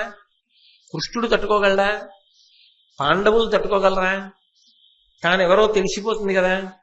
ఏం చేస్తాడు? ఒక్కడు ఉండి తనని నమ్ముకుని ఇంతకాలం పెంచి పెద్ద చేసి ఇంత స్థానం ఇచ్చాడని వాపోయాడు కదా దుర్యోధనుడు. తొడలు విరిగి పడిపోయి, కర్ణ నిన్ను నమ్ముకుని వచ్చాను యుద్ధానికి, నువ్వు బ్రతికున్నావు, నేను వెళ్ళిపోతున్నాను కర్ణ అని ఒక్క మాట అన్నాడు అనుకోండి, వెంటనే చచ్చిపోవాలని కర్ణుడికి కూడా అనిపిస్తుందా, అనిపించదా? కానీ ఆ కవచకుండలములు ఉన్న కారణం చేత మరణించాడు. అప్పుడు ఆయన బ్రతికున్న ఆయనకి ఎంత బాధ. అందుకే వెళ్ళిపోవడంలోనే ఆయనకి హాయి ఉంది, సుఖం ఉంది. అందుకే వెళ్ళిపోవడానికి మార్గాన్ని సుగమం చేశాడు ఇంద్రుడు. ఏ అంశలో వచ్చిన వాళ్ళు ఆ అంశలో ప్రయోజనం అయిపోయిన తర్వాత వెళ్ళిపోవాలి. ఇంత మంచివాడు, ఆయన ఎందు చాలా సుగుణములు ఉన్నాయి. ఉన్నప్పుడు ఆయన అంత బాధపడవలసిన అవసరాన్ని కల్పించుకోవడం. నిజంగా చెప్పాలంటే కర్ణుడు పరమనీచుడు సహజంగా కూడా అనుకోండి. కవచకుండలాలు తీసుకోకుండా ఉంటే చాలు. కవచకుండలాలు తీసుకోలేదనుకోండి, కర్ణుడి బాధ నేను ఈ మాటలు చెప్పక్కర్లేదు, మీరు ఊహించండి. కర్ణుడి మీద నిజంగా అభిమానం, కర్ణుడికి ఉన్నటువంటి మంచితనాన్ని ఆలోచించినప్పుడు మీరైనా నేనైనా ఏమంటాం? దుర్యోధనుడు వెళ్ళిపోకముందు కర్ణుడు వెళ్ళిపోతేనే ఆయన ఒక తృప్తితో వెళ్ళిపోతాడండి అంటాం. నేను చెయ్యగలిగినంత చేసి మిత్రమా వెళ్ళిపోతున్నానంటాడు. దుర్యోధనుడు వెళ్ళిపోయాక వెళ్ళవలసి వస్తే, దుర్యోధనుడు వెళ్ళిపోయాక కవచకుండలాలు తీసుకుంటే ఏమిటి ఉపయోగం? ఆయనకి శారీరకమైన మరణం కన్నా ఆయన పొందిన మానసికమైన బడబాగ్ని పెద్దది. అందుకే నిజానికి ఇంద్రుడు ఉపకారం చేశాడు. ఆయన కీర్తిని లోకానికి చాటాడు. కర్ణుడి కథ కర్ణుడి వరకు దుఃఖాంతం కాకుండా సుఖాంతం అయ్యేటట్టుగా చూశాడు. దానివల్ల కర్ణుడు పడిపోవడానికి అవకాశం వచ్చింది, మరణించడానికి అవకాశం వచ్చింది. ఏది ఎలా అన్వయం చేసి చెప్పినప్పటికీ అపహరణం అన్న మాట దేనిని ఉద్దేశించి చెప్పినది అంటే ఆయనకున్నటువంటి రక్షణ తీసి ఆయన మృత్యువునందు ఒదిగిపోయి సంతోషపడడానికి కావలసినటువంటి అనుగ్రహాన్ని ఇచ్చాడు. నిజానికి కర్ణుడు పొందవలసిన దుఃఖాన్ని తీసేశాడు. ఆపదామపహర్తారం దాతారం సర్వసంపదాం లోకాభిరామం శ్రీరామం భూయో భూయో నమామ్యహం అంటామే, అలా పనిచేశాడు ఇంద్రుడు కూడా ఇక్కడ. కాబట్టి అక్కడ ఇది కర్ణుడికి మేలే, అందుకని అపహరణం అన్న మాట వాడవలసి వచ్చింది అన్న విషయాన్ని చాలా జాగ్రత్తగా పరిశీలించినప్పుడు మనకి అర్థమవుతుంది. అందుకని ఆ విధంగా కవచకుండలాల్ని మహానుభావుడు పోగొట్టుకున్నాడు. దానితో పాటుగా శక్తి అస్త్రాన్ని పట్టుకెళ్లి ఘటోత్కచుడి మీద వేశాడు. దేవతలు ఇచ్చినది దేనికి పనికొచ్చిందంటే దేవకార్యానికే పనికొచ్చింది. ఇవాళ పాండవుల పక్షాన పనిచేసినా రేపు జయం వచ్చిన తరువాత మళ్ళీ అధర్మం వైపు పనిచేసేటటువంటి ఘటోత్కచ మరణానికి పనికొచ్చింది ఆ శక్తి. దేవేంద్రుడు వేసినా ఎలాంటి వాళ్ళ మీద వేస్తాడు? ధర్మ వ్యతిరేకుల మీద వేస్తాడు. ఇప్పుడు కర్ణుడు వేసిన ఎవరి మీద వేశాడు? ఒక రకంగా చెప్పాలి అంటే తర్వాత ధర్మ విరోధానికి పనికొచ్చేవాడి మీద వేశాడు. అంటే నిజానికి ఇప్పుడు కర్ణుడు ఎవరి పని చేసి పెట్టాడు? కృష్ణుడి పని చేసి పెట్టాడు. కృష్ణుడి చేతి పనిముట్టయ్యాడు. అయిన కారణానికి కృష్ణుడికి కూడా తెలిసి చేసినా తెలియక చేసినా పరాత్పరుడు ప్రీతి వహిస్తాడు. కథంచిదుపకారేణ కృతేనైకేన తుష్యతి నస్మరత్యపకారాణం శతమప్యాత్మవత్తయ అంటారు రామాయణంలో. తెలిసి కాని తెలియక కాని ఒక్క పని చేసినా పరమాత్మ సంతోషిస్తాడు. ఆవు దూడ గుళ్ళో దూరిందని దూడను పట్టుకోవడానికి గుళ్ళోకి వెళితే దూడ గుడి చుట్టూ తిరిగి బయటికి పరిగెత్తితే వీడు గుడి చుట్టూ తిరిగి బయటికి పరిగెడితే దూడను పట్టుకోవడానికి పరిగెత్తినా వీడి ఖాతాలో మాత్రం ప్రదక్షిణ ఫలితం వేసినట్టు. భగవంతుడికి తెలిసి ఉపకారం చేసినా తెలియక ఉపకారం చేసినా భగవద్ అనుగ్రహం మాత్రం ప్రసరిస్తుంది. ఇలా ఉపయోగపడాలి కర్ణుడు. అందుకని నిజానికి కర్ణుడు భగవత్ సంబంధమైన కార్యమును నెరవేర్చాడు.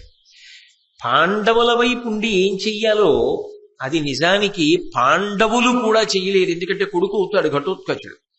కానీ పాండవుల వైపు ఉండి కృష్ణుడికి చెయ్యలేని మేలు శత్రుపక్షంలో ఉండి కృష్ణుడికి చేశాడు కర్ణుడు. అది కర్ణుడి జీవితంలో ఒక పెద్ద మెరుపు. తెలిసి చేశాడా తెలియక చేశాడా వదిలేయండి, అంతిమంగా ఫలితం మాత్రం అంతే. అందుకే అదొక మహాద్భుతమైన ఘట్టం. ఏది ఏమైనప్పటికీ చరిత్రలో అసలు సహజ కవచ కుండలములతో పుట్టిన మహావీరుడు లేడు. సహజ కవచ కుండలములతో పుట్టినప్పటికీ ఎవరో అడిగారని నేను వ్రతభంగం చెయ్యను అని చెప్పి కత్తితో కోసి తీసి ఇచ్చినవాడు లేడు. అటువంటి అద్భుతమైన కీర్తి మహాభారతం మొత్తం మీద పొందిన మహానుభావుడు కర్ణుడు ఒక్కడే. ఆ విధంగా కర్ణుడు కవచకుండలములను పోగొట్టుకోవడం అనేటటువంటిది జరిగింది. తరువాత ఒకానొక సమయమునందు కర్ణుడు దివ్యాస్త్రములను అనేక సంపాదించాలనేటటువంటి గొప్ప తాపత్రయాన్ని పొందుతూ ఉండేవాడు. అదంతా మహాభారత యుద్ధానికి ఆయన రావడానికి పూర్వం జరిగిన విషయం. ఎందుకనంటే అసలు మహాభారత యుద్ధం ఎప్పుడో వస్తుంది చూడండి, సంవత్సరాంతంలో ఎప్పుడో పరీక్షలు వస్తాయి. కానీ సంవత్సరాంతంలో వచ్చే పరీక్ష సంవత్సరాంతంలో చదువుతారా మొదటి నుంచి చదువుతారా? మొదటి నుంచి చదువుతారు. అలాగే కర్ణుడు కూడా చాలా జాగ్రత్త పడ్డాడు. ఖచ్చితంగా యుద్ధం జరిగి తీరుతుంది. అందుకే కదా కౌరవ పాండవుల మధ్య ఎన్నడూ పొత్తు కుదరకుండా ప్రయత్నం చేశాడు. అలా చేసి దేవకార్యాన్ని చేసిన వాళ్లలో నిజానికి కర్ణుడు ఒకడు. దేవకార్యం వాళ్ళిద్దరి మధ్య నిజానికి పొత్తు కుదిరితే ధర్మ సంస్థాపన ఎలా నడుస్తుంది? నడవదు.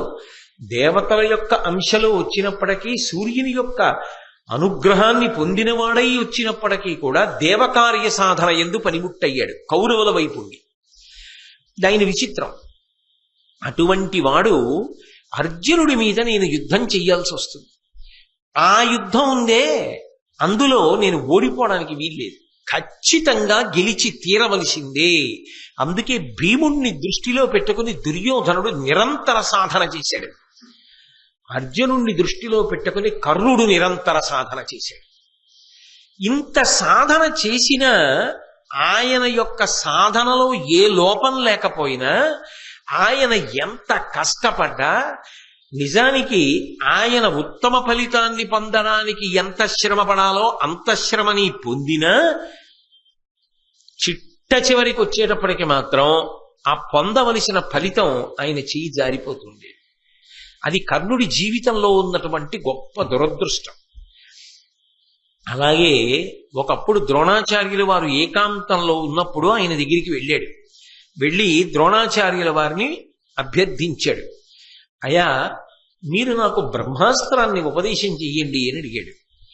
మీకు శిష్యులందరూ సమానమే కదా, నాకు బ్రహ్మాస్త్రం నేర్చుకోవాలి అని చాలా పట్టుదల ఉంది, దానికి తగినటువంటి కృషి ఉన్నవాడను, సాధనాబలం ఉన్నవాడను, కాబట్టి నాకు ఆ బ్రహ్మాస్త్రాన్ని ఉపదేశం చేయండి అని అడిగాడు. అస్త్రములు ఉపదేశం చేస్తే పనిచేస్తాయి తప్ప మామూలుగా పనిచేయవు. శస్త్రము అంటే చేతిలో పట్టుకున్న బల్లెం, కత్తి యువతలవాడి యొక్క శారీరక బలాన్ని బట్టి పనిచేస్తాయి. అస్త్రము మంత్రమును అభిమంత్రిస్తే శక్తిని పొందుతుంది. బ్రహ్మాస్త్రము జగత్ప్రళయమును సృష్టించగలిగినటువంటి అస్త్రం. బ్రహ్మాస్త్రం ఎరిగిన వాడు అంటే ఒక గౌరవం యుద్ధంలో. అటువంటి బ్రహ్మాస్త్రాన్ని నాకు ఉపదేశం చెయ్యండి అని చెప్పి వెళ్ళాడు. ఎందుకని అంటే, నాకు కూడా అర్జునుడితో సమానుణ్ణి కావాలని ఉన్నది అని ద్రోణుడితో చెప్పాడు. ఎక్కడా కాపక్ష్యం లేదు, ఉన్న మాట ఉన్నట్టు చెప్పాడు. నాకు అర్జునుడితో సమానుణ్ణి కావాలని ఉంది. కానీ ఒకటి గుర్తుపెట్టుకోండి, అర్జునుడితో సమానుడైతే ఎవరితో యుద్ధం చేస్తాడు? అర్జునుడితోనే యుద్ధం చేస్తాడు. అర్జునుడు గెలిస్తే ఎవరు గెలిచినట్టు? ధర్మం గెలిచినట్టు. అర్జునుడు ఓడిపోతే ధర్మం ఓడిపోయినట్టు. ఎలా చెప్తారు? కృష్ణుడు అర్జునుడి వైపు ఉన్నాడు కనుక, భగవంతుడు కృష్ణుడి వెనక అర్జునుడి వెనక ఉన్నాడు. పైగా వాళ్ళిద్దరూ నరనారాయణులు. వాళ్ళ అవతార ప్రయోజనమే ధర్మ సంస్థాపనం. కాబట్టి ద్రోణుడు కర్ణుడి వంక తిరిగి అన్నాడు, వ్రత సమన్విత భూసురవర్యుడుండే, నిరుపమాన తప పుణ్య నృపతియుండే, కాని అన్యులు బ్రహ్మాస్త్రదానమునకు పాత్రములుగారు, నీకు నీ బాడి కాదు. కర్ణ, బ్రహ్మాస్త్రాన్ని నేను ఇద్దరికే ఇస్తాను.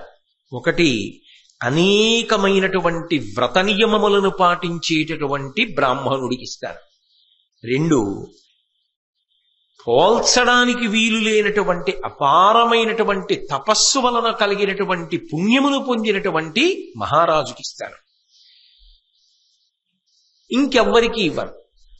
కాబట్టి నీకు ఇవ్వడం సాధ్యం కాదు, నీకు ఇవ్వను అన్నాడు. మహానుభావుడు కర్ణుడు నిజానికి ఏమనలేదు, వాదన చేయలేదు, గురువు గారిని ధిక్కరించలేదు. అంత తాపత్రయం ఉంది. కర్ణుడి జీవితంలో వచ్చినటువంటి పెద్ద ఇబ్బంది అదే. ఆయన నిజానికి గొప్ప పరిశ్రమ చేయగలిగిన వాడు. ఆయన అర్హుడు పొందడానికి. ఆయన కుంతీదేవి కొడుకు, ధర్మం రీత్యా పాండురాజు గారి పెద్ద కొడుకు. పోను అది కూడా పక్కన పెట్టేసేయండి. అది కూడా పక్కన పెట్టిన ఒక విద్య నేర్చుకోవాలనేటటువంటి విషయంలో తిరుగులేనిటువంటి కాంక్ష ఉన్నవాడు. నిజంగా అంత పట్టుదలతోటి నేర్చుకోగలిగినటువంటి కృషి, సాధనాబలం కలిగినవాడు.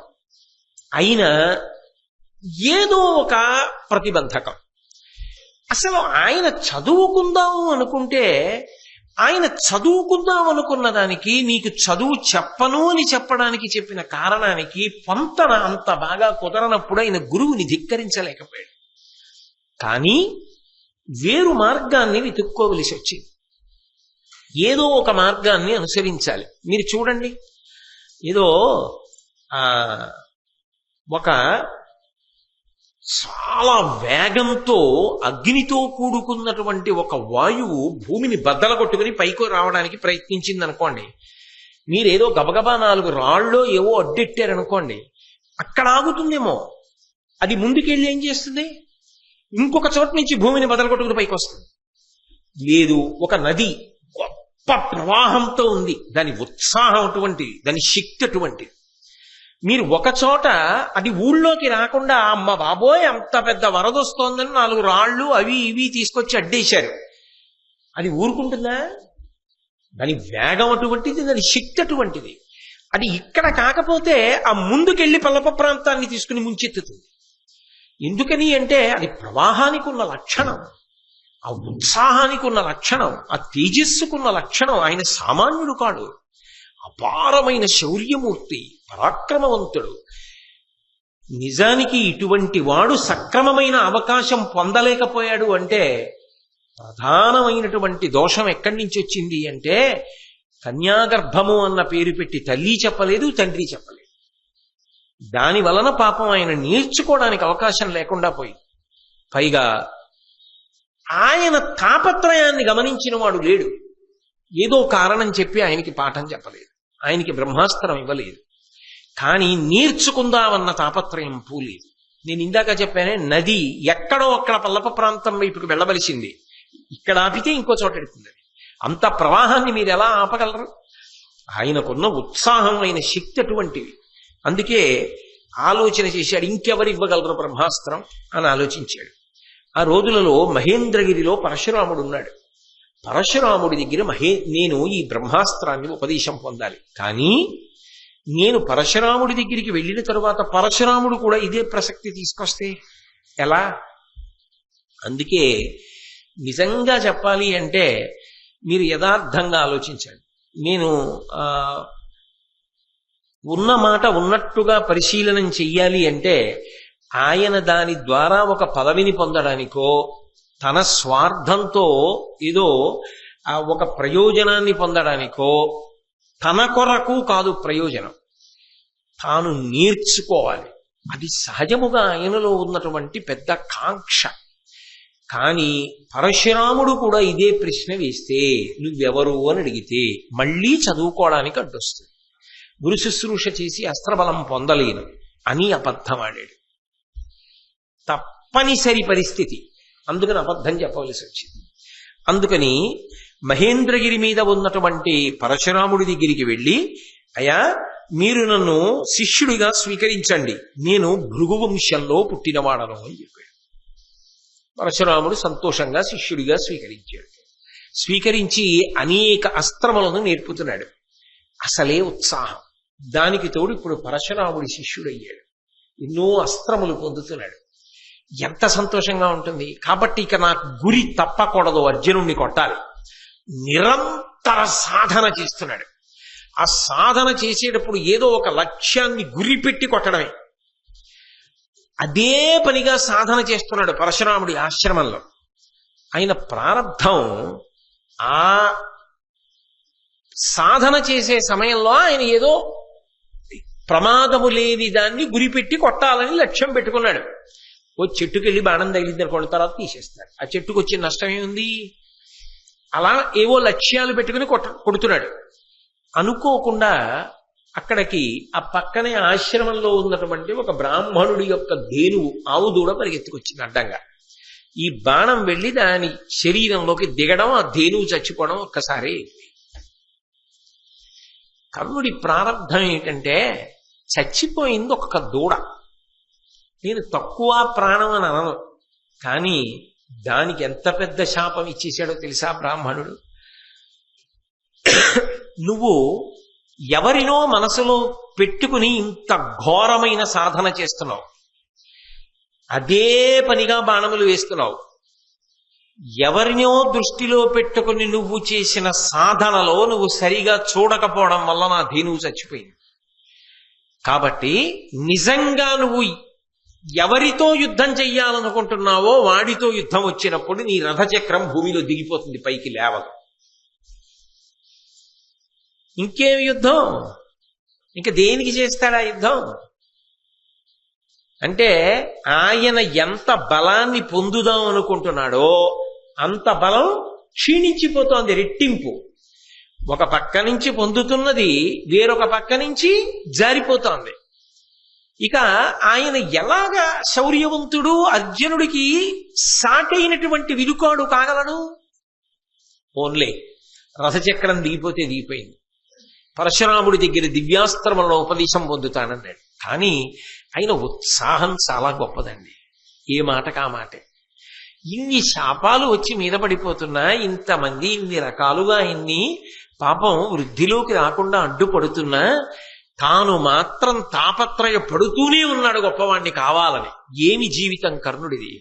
నిజంగా ఆ పట్టుదల, ఆ సాధనా బలం, వాటిని మెచ్చుకోవద్దు.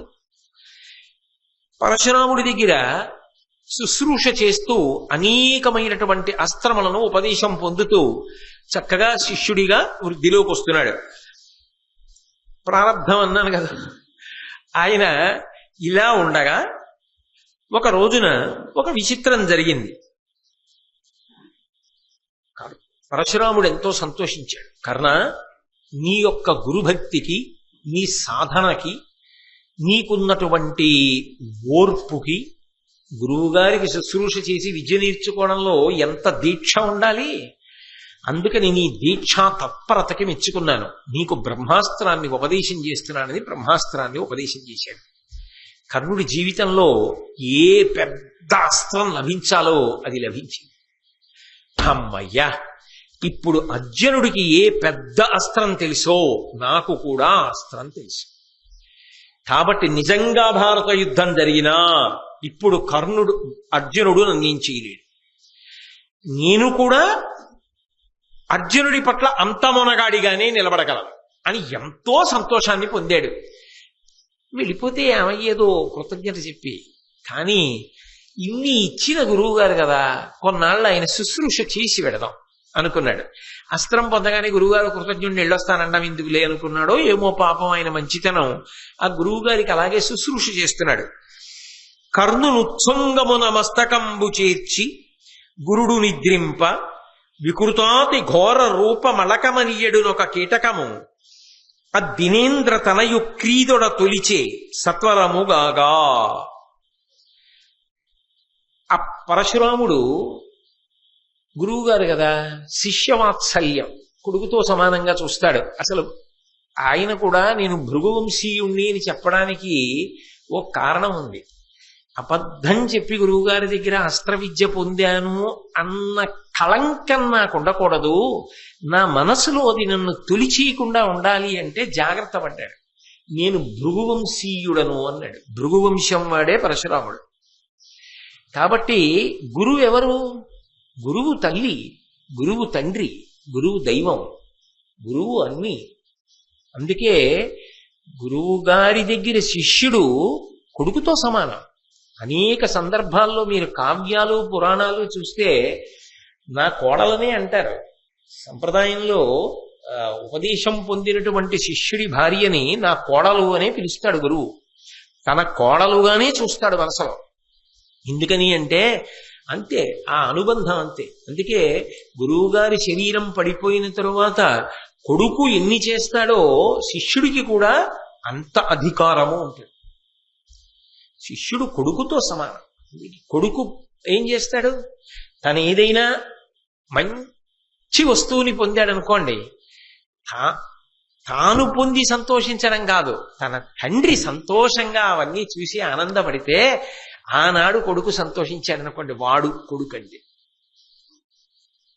శిష్యుడు తనది గురువుదే అంటాడు. అంటే గురువుగారు పట్టుకుపోతారని కాదు, శిష్యుడు ఇవన్నీ మా గురువు గారివి, కొడుకు అన్నీ మా నాన్నగారివి అన్నట్లుగా భావనతో ఉంటాడు. అందుకే నేను భృగువంశీయుడను అని ఆయన ఎందుకు చెప్పాడంటే, పరశురాముడు నాకు గురువు అయితే ఎవరైనా నాకు తండ్రి, నాకు తల్లి, నాకు దైవం. ఆయన నాకు తండ్రి అయితే నేనేమవుతాను? ఆయనకి కొడుకునవుతాను. శిష్యుడు కొడుకుతో సమానం. కాబట్టి నేను భృగువంశానికి చెందిన వాడితోనే సమానం. కాబట్టి నాకు అబద్ధం చెప్పిన దోషము కలగకుండా ఉండడానికి కొంచెం జాగ్రత్త పడ్డాడు. జాగ్రత్త పడి భృగువంశీయుణ్ణి అన్నాడు. గురువుగారు అంత ప్రేమగానే చూశాడు. అందుకే బ్రహ్మాస్త్రం ఇచ్చాడు. కొడుకు తొడ మీద తండ్రి తలపెట్టుకు పడుకుంటాడు. ఎందుకని అంటే ఏమో శాస్త్రం అంటుంది పుత్రగాత్ర పరిష్వంగము అని.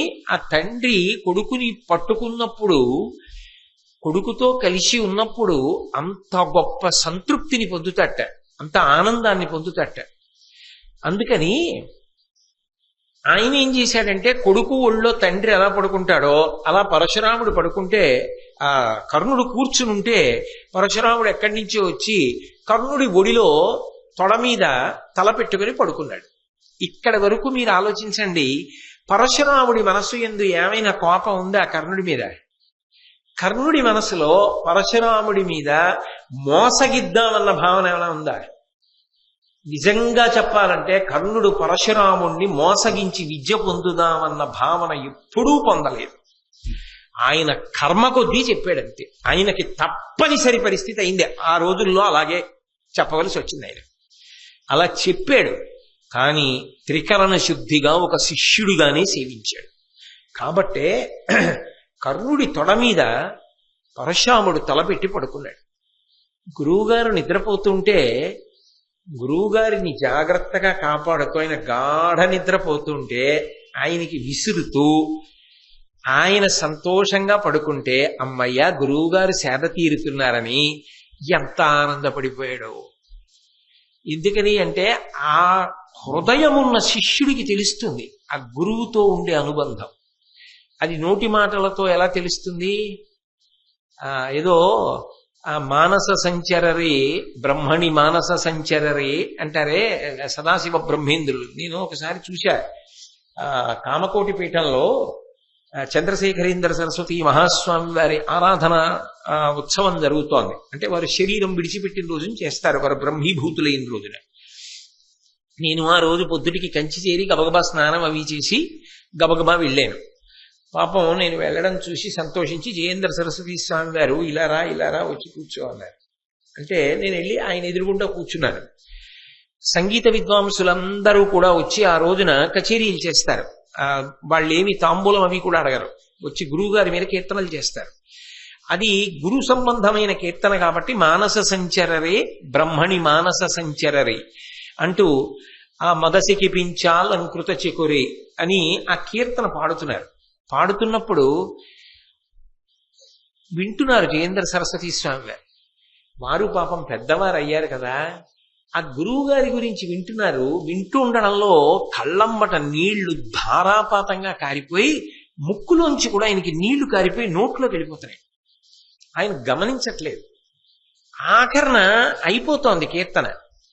అయిపోతుండగా ఆయన అలా ఎర్రగా అయిపోయి ఏడి చేస్తున్నారు ఆ గురువు గారిని తలుచుకొని. నాకు అస్సలు ఒంటి మీద తెలివి లేదు.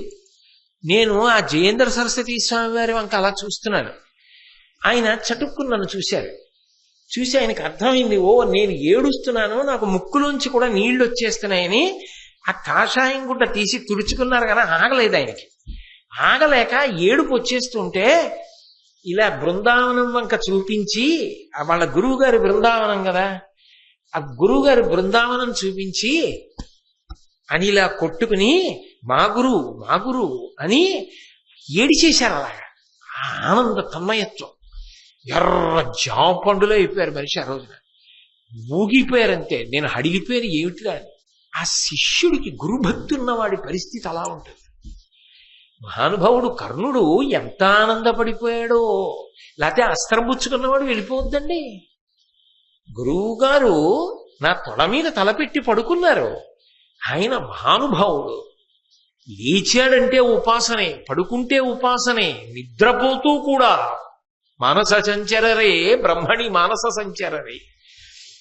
ఎప్పుడు మనసు రమిస్తూ ఉంటుంది బ్రహ్మంతో అని ఎంత ఆనందపడిపోయాడో ఆ పరశురాముణ్ణి చూసుకుని. విసురుతున్నాడు. ఎక్కడి నుంచి వచ్చిందో అలకమనియడునొక కీటము.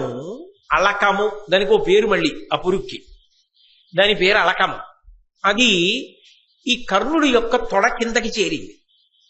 ఈయన కూర్చున్నాడు, తొడ మీద పరశురాముడి యొక్క తల ఉంది. పురుగు తొడ కింద చేరింది, ఆ తొడని తొలిచేస్తోంది. ఏదో భగవాన్ రమణులు ఆ పాతాళ లింగం దగ్గర కూర్చుని తపస్సు చేస్తుంటే తేళ్లు జర్రులు ఆయన తొడలన్నీ కొరికేసి రక్తం తాగేసి మాంసం తినేసినట్లుగా కొరికేస్తోంది. నెత్తురు కారిపోయి వచ్చేస్తోంది. ఏమిటి ఇబ్బంది కదలడానికి కర్ణుడికి అంటే తను కదిలితే తొడ కదులుతుంది. ఆ తొడ కింద పురుగుని పట్టుకోవడానికి తొడ పైకెత్తాడు అనుకోండి, చెయ్యి కింద పెట్టి పురుగుని పట్టుకున్నాడు అనుకోండి, నలిపేస్తాడు. కర్ణుడా మాటలా. కానీ తొడ పైకెత్తాడు అనుకోండి, గురువు గారి మెడ పైకెత్తుతుంది, మెడ పైకి లేస్తుంది.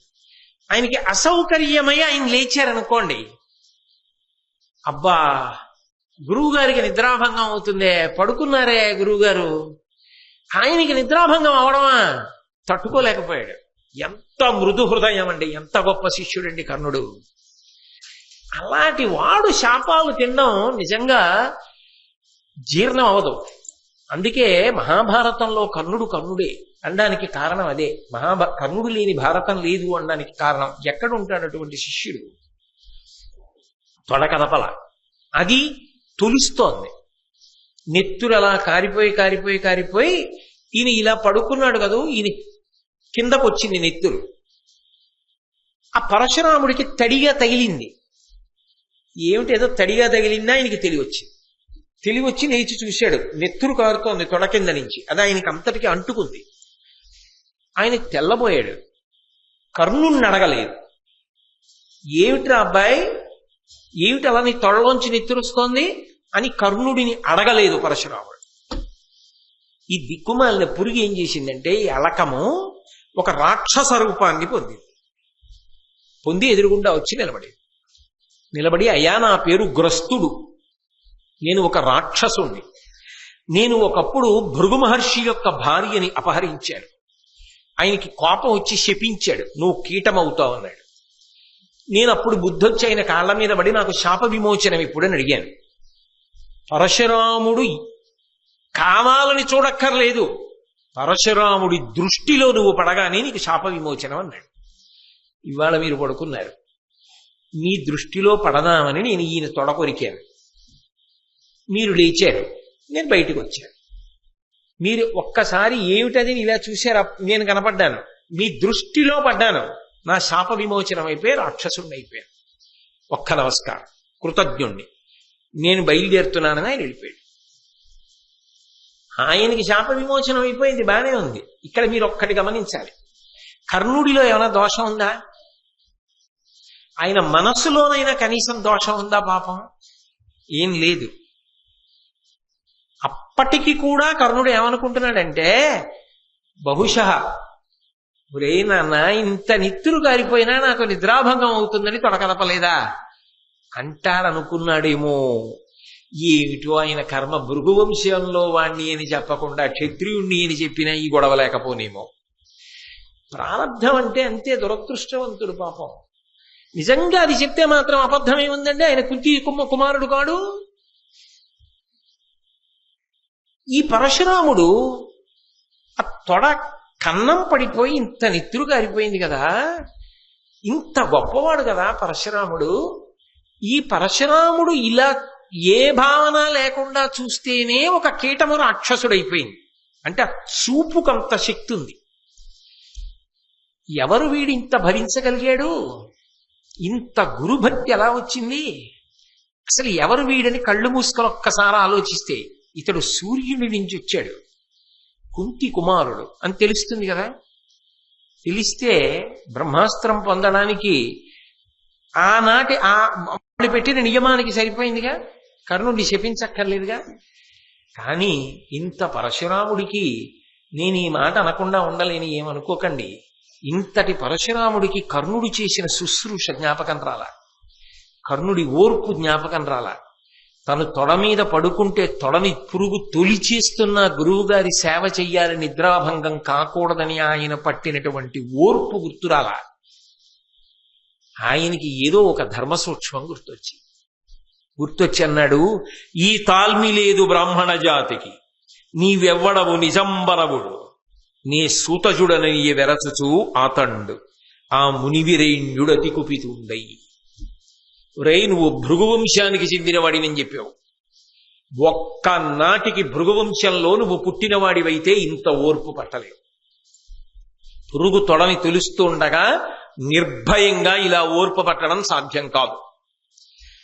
కాబట్టి నువ్వు నాకు అబద్ధం చెప్పావు, నువ్వెవరు అన్నాడు. అబద్ధం చెప్పాడని కోప్పడిపోయాడు తప్ప అబద్ధం చెప్పైనా చదువుకోవడానికి ఎంత తాపత్రయంతో వచ్చాడు అన్నది ఆలోచన చేయలే. ఆయన శుశ్రూషను ఆలోచన చేయలే, ఆయన ప్రేమని ఆలోచన చేయలే, గురుభక్తిని ఆలోచన చేయలే, కనీసం దివ్య దృష్టితో చూడాల. చూసినా ఉపద్రవం ఉండేది కాదు. ఆయనకి అర్థమైంది. కర్ణుడు పాపం ఏం దాచలా, రాధాసుతుణ్ణి అధిరథుడి కొడుకుని అని చెప్పాడు. గమనించాడు. గమనించి ఆయన అన్నాడు, నువ్వు నా దగ్గర అబద్ధం చెప్పి నేర్చుకున్నావు కాబట్టి నీకు నేను నేర్పినటువంటి అస్త్రములన్నీ భగ్నమైపోవుగాక. 1 × 2 × 3 × 4 × 5 × 6 అంటున్నాను అనుకోండి, నేను ఆఖరణ నేను ఎక్కడ ఆపుతానో అంత డబ్బిస్తాను మీకు అన్నాను అనుకోండి. నేను అంటున్నప్పుడు మీరు ఏమనుకుంటారు? 1 2 2 2 3 6 6 4 24 24 5 120 ఇలా పెరుగుతోంది, అబ్బా ఎంత ఇస్తాడో అనుకుంటారు. నేను 1 × 2 × 3 × 4 × 5 × 6 × 7 × 8 × 9 × 10 × 11 × 0 అన్నాను అనుకోండి, ఎంత ఇస్తాను? 0.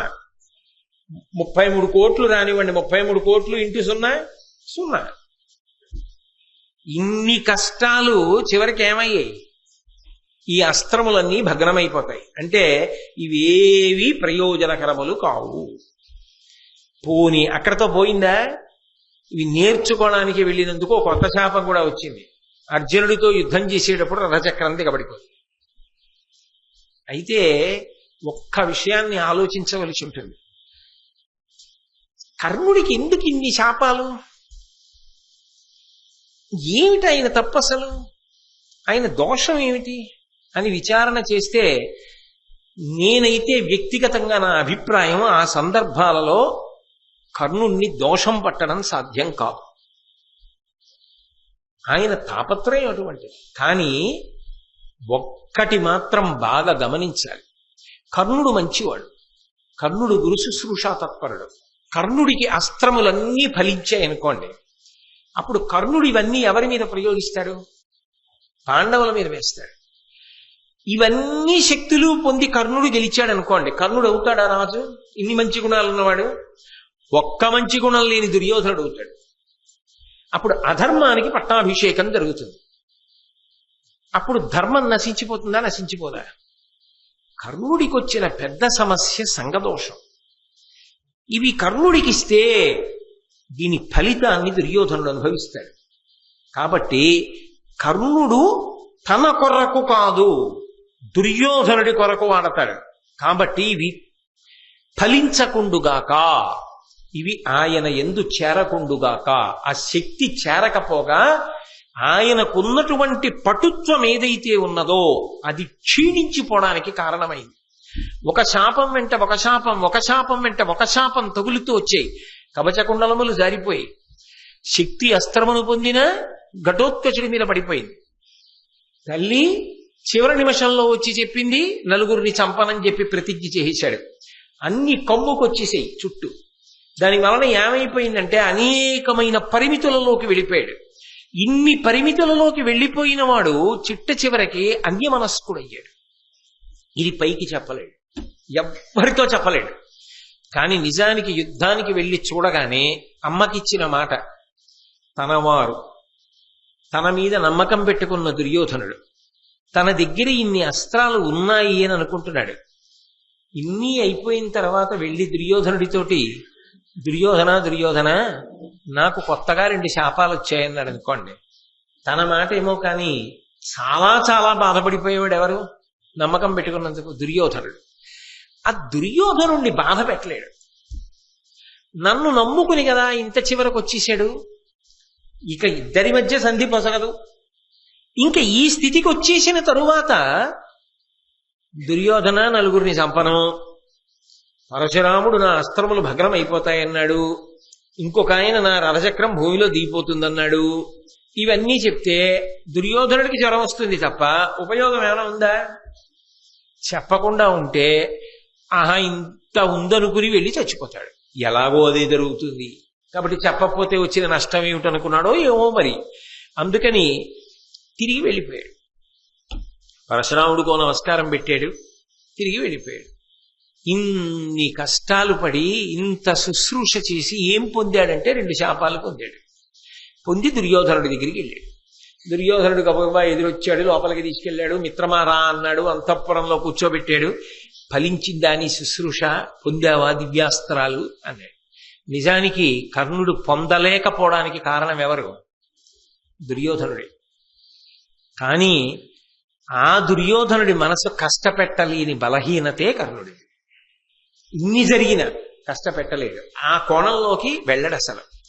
అందుకే అన్నాడు, అధిప పరశురామునాశ్రయించితి కృతాస్త్రుండనైతి, నన్ను భండనమున మార్కొనంగలేరు మగలి జగంబున అనుడు అతడు ప్రమురితాత్ముడయ్యి. ఆ దుర్యోధనుడి దగ్గరికి వెళ్ళన్నాడు, అధిప, ఓ రాజా దుర్యోధన, నేను పరశురాముడి దగ్గరికి వెళ్ళి గొప్ప సాధన చేశాను, గొప్ప శుశ్రూష చేశాను. కృతాస్త్రుండనైతి, అన్ని అస్త్రములు నాకు వచ్చాయి, తెలుసుకున్నాను వరకు నిజమే, భగ్నమైపోతాయి అది చెప్పాడా? అది చెప్పడం. కాబట్టి కృతాస్త్రుండనైతి, నన్ను భండనమున మార్కొనంగలేరు మగలి జగంబుననుడు. అసలు ఈ లోకంలో ఏ వీరుడు కూడా నన్ను ఎదుర్కొనలేడు. ఇది మాత్రం అబద్ధమేగా, తనకి తెలుసుగా, తన అంతరాత్మకి తెలుసుగా. కానీ కర్ణుడు ఆ మాట అన్నాడు అంటే కేవలము ఆ మిత్ర ప్రేమ. ఆ దుర్యోధనుడు బెంగెట్టుకోకూడదు. అందుకని నన్నెవ్వరేం చేయలేరు అనేటప్పటికీ సంతోషపడ్డవాడు ఎవరంటే దుర్యోధనుడు. అతడు ప్రమిదితాత్ముడయ్యే, పరమ సంతోషాన్ని దుర్యోధనుడు పొందాడు. పైకి నవ్వుతూ ఎంతో సంతోషంగా నిజంగా పొంది వచ్చిన వాడిలా కనపడుతున్నా 2 శాపములు నాకు వచ్చాయని లోపల తొర్రలో అగ్ని ఉన్న పచ్చని చెట్టులా కాలుతున్నవాడెవరు? కర్ణుడు. యుద్ధం ఎంత దగ్గరికి వస్తోందో కర్ణుడు అన్నిటినీ పోగొట్టుకుంటున్నాడు. నిజానికి కర్ణుడి వ్యక్తిగత దోషం కన్నా కర్ణుని యొక్క సంఘదోషమే కర్ణుణ్ణి పాడు చేసేసింది. దుర్యోధనుడితో కూడడమే. మహాభారతాన్ని వినండి, మహాభారతాన్ని చదువుకోండి అని ఎందుకు చెప్తారంటే, ఒకడు ఎంత మంచివాడు కానివ్వండి, వ్యక్తిగతంగా ఎంత క్రమశిక్షణ కలిగిన వాడు కానివ్వండి, వాడు సరి అయిన వాడితో కూడలేదనుకోండి స్నేహంలో, వాడు మంచివాడైనా వాడు సంఘదోషము కలిగిన వాడైతే, సరి అయిన వాడితో కలిసి తిరగకపోతే, స్నేహితులను సరి అయిన వాళ్ళని ఎంచుకోకుండా అధర్మం వైపు తిరగడం మొదలు పెడితే ఈశ్వరానుగ్రహమునకు దూరమైపోతాడు. కలగవలసిన విభూతి కూడా కలగదు.